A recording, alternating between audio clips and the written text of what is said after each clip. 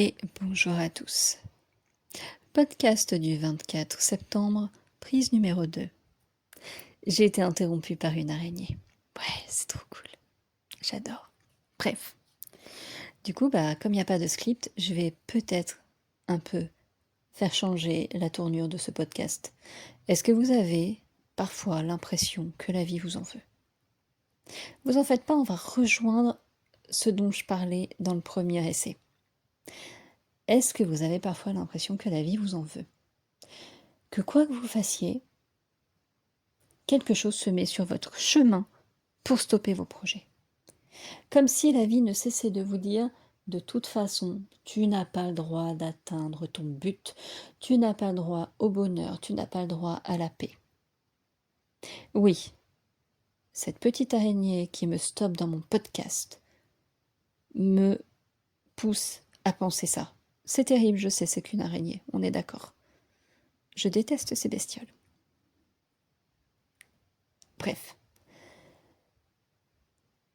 À un moment donné, quand vous avez exploré toutes les possibilités, quand vous avez fait des compromis sur les compromis, il reste quoi de votre vie? Vraiment, à un moment donné, qu'est-ce qu'il reste? Parce que là, je suis en train de me poser la question, en fait. Pour ma propre vie, bien sûr, c'est une réflexion complètement personnelle et auto-centrée, en fait. Complètement égoïste, bref. Cependant, je pense que certains peuvent s'y retrouver. Parce que malheureusement, je ne suis pas la seule à vivre ça. Parce que si j'étais la seule à vivre ça, ce serait trop cool. Ça veut dire que toutes les autres personnes sur Terre seraient hyper heureuses, réussiraient leurs projets, etc., etc. Or, je sais que malheureusement, ce n'est pas le cas. Pourquoi certains d'entre nous, quoi que nous fassions, tout échoue? Voilà, c'est pas compliqué. Tout échoue. Alors, on va me répondre peut-être, c'est parce que vous n'êtes pas doué, en tout cas moi, voilà, parce que tu n'y mets pas assez de cœur, pas assez de motivation, parce que si, parce que... Enfin, voilà. Et au bout d'un moment, est-ce que c'est forcément l'explication qui convient à toutes les situations? Non, parce que finalement, je me rends compte que dans ma vie, quand j'ai été... ouais, je peux dire ça comme ça. Quand j'ai été totalement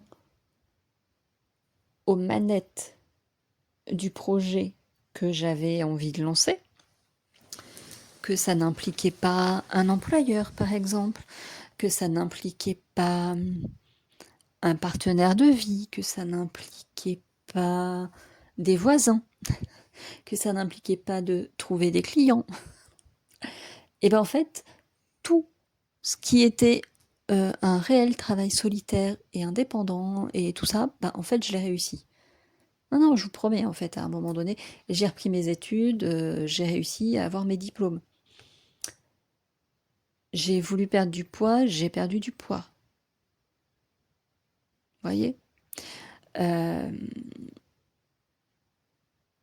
Il y a des choses comme ça, si ça ne dépend de personne d'autre, en fait, je le réussis. Or, malheureusement, dans notre vie, il y a des choses qui... beaucoup de choses, la majorité des choses, des actions qu'on mène, des situations de vie qui impliquent l'accord, la participation d'un tiers. Au minimum, un tiers. Et donc... à chaque fois qu'il y a un tiers dans l'équation, ça échoue. Je sais, ça fait un peu, ouais, la nana, elle fait en sorte de trouver une excuse pour tous ses échecs, etc. Bien sûr que parfois c'est moi qui ai totalement, lamentablement échoué, loupé des entretiens d'embauche, loupé des machins, ça nous arrive à tous. Attendez, à un moment donné, voilà, j'ai repris mes études, mais dans ma scolarité initiale, j'ai complètement foiré. J'ai certainement été très mal orientée, j'ai certainement pas eu aussi les moyens financiers que d'autres camarades de classe pouvaient avoir, ou en tout cas que les parents d'autres camarades de classe pouvaient avoir. Du coup, c'était très très limité en termes d'options pour moi, mais j'ai conscience d'avoir complètement loupé. Voilà. Il n'empêche que quand j'ai repris mes études, j'avais ce coup-ci la notion de la valeur de ce diplôme que je voulais obtenir, enfin, valeur supposée en tout cas, et je l'ai eu. Enfin, j'en ai eu 2. Il y en a un, enfin, ils valent pas grand-chose ni l'un ni l'autre, mais voilà.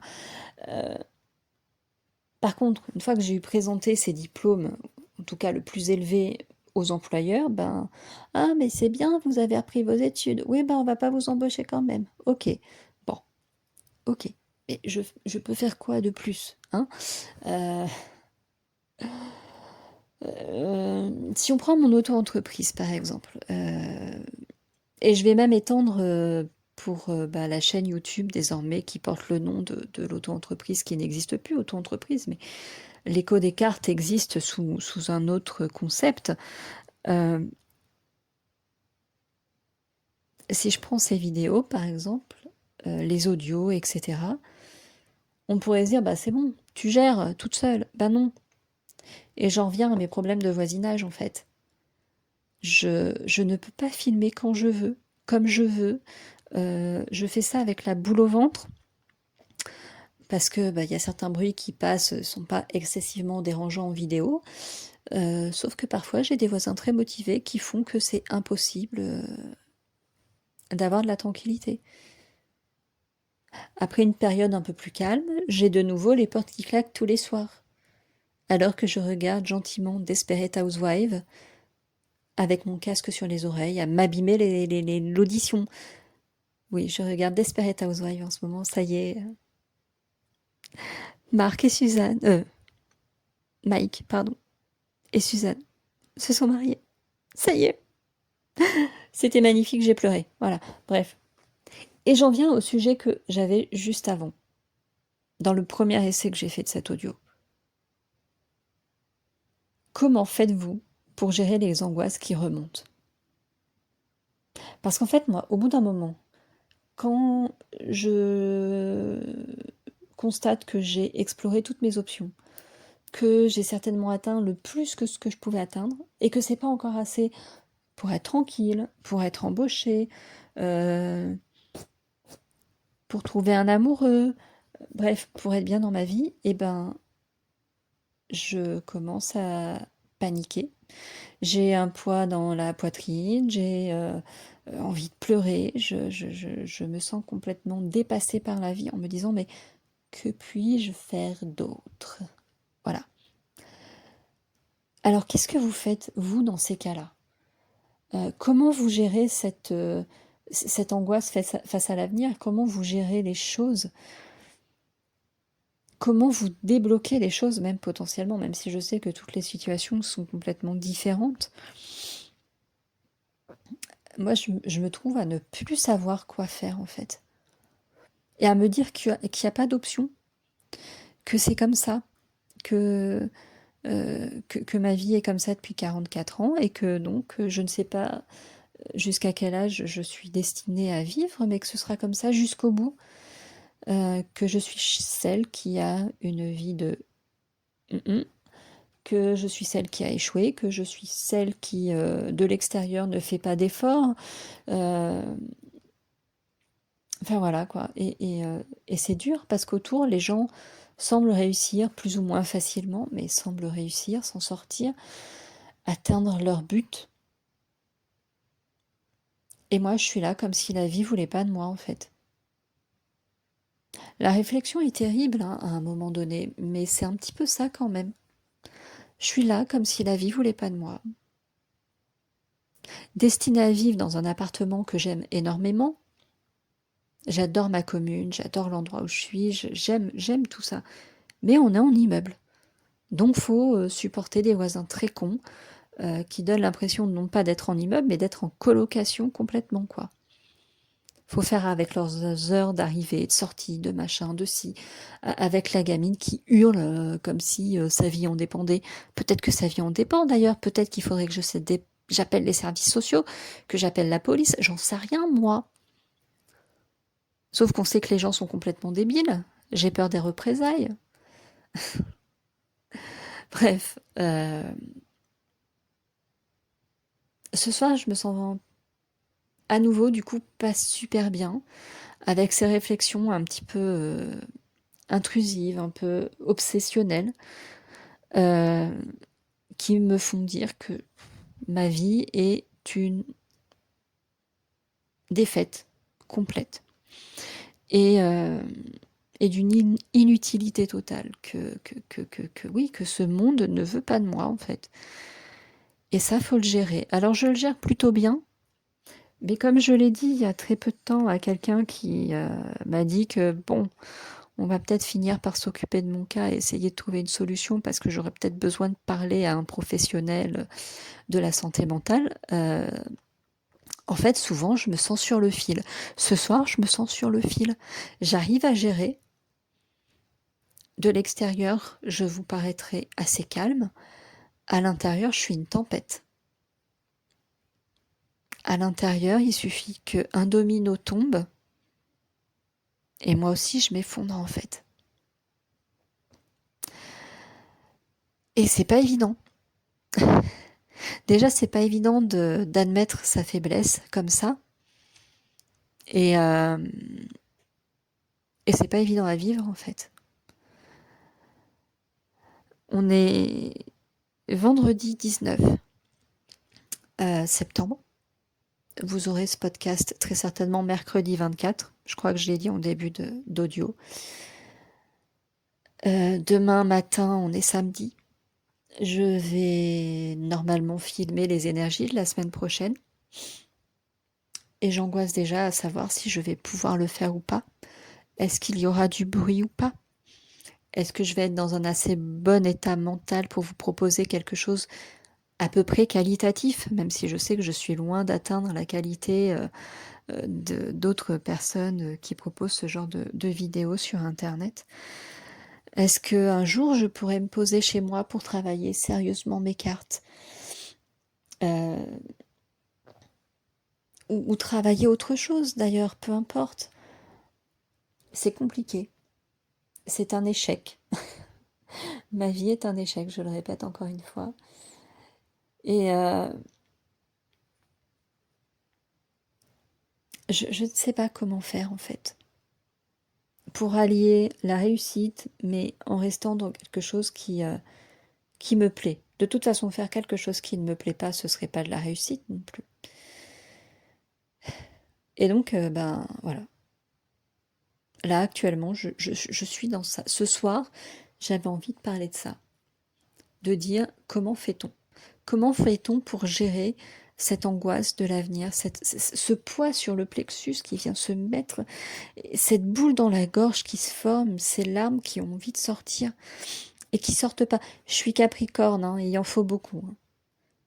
Je me retrouve dans certains traits du Capricorne. J'ai une maîtrise assez importante, quand même. Mais à un moment donné, ben, je suis comme tout le monde. À l'intérieur, je suis comme tout le monde, en fait. À l'intérieur, je m'effondre. Alors comment on gère tout ça? Comment faire pour pouvoir avancer malgré tout dans la vie? Retrouver un intérêt à la vie, une légèreté, une insouciance. C'est ça qui fait qu'on avance, je pense. Euh, Sauf que mon cerveau anticipe et bien évidemment, il adore anticiper les emmerdes. Cela dit, jusque-là, il a plutôt raison. Alors, certains me diront, bah oui, mais du coup, si tu anticipes les emmerdes, c'est que tu les attires à toi. Ouais, on va s'arrêter là 5 minutes, hein. Oh, et je veux bien, mais quand même. On est dans le monde réel et on sait que la vie n'est pas simple. Les emmerdes, on n'a pas besoin de les attirer. Elles viennent beaucoup, beaucoup toutes seules quand même. Hein. Voilà. Bref. Si vous avez des astuces, vous, pour gérer cette angoisse, pour retrouver un petit peu de clarté, pour ne plus être cette personne dans le 8 d'épée qui est coincée au milieu de toutes ces épées avec les yeux bandés, euh,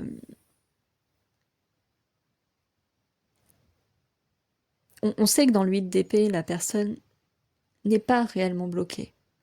Les obstacles, c'est pas qu'ils sont imaginaires, mais c'est qu'elle ne voit pas l'issue. Elle existe, cette issue, mais elle ne la voit pas. Eh bien, j'aimerais bien la voir, enfin, cette issue. Mais j'ai du mal. J'ai vraiment beaucoup de mal. Euh, Bref, si vous êtes dans mon cas, si vous avez été dans mon cas, bah écoutez, je vous invite en commentaire à raconter un peu votre histoire, pourquoi pas, à donner des pistes si vous en avez. Euh, et puis, ben, je vais arrêter là parce que bon, je vais finir par tourner en rond quand même un petit peu.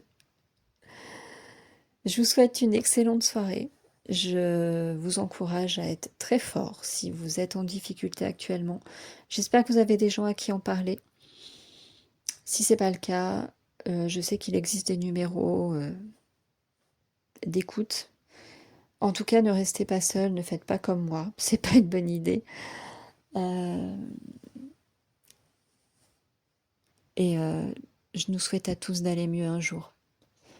On se retrouve bientôt pour un tirage.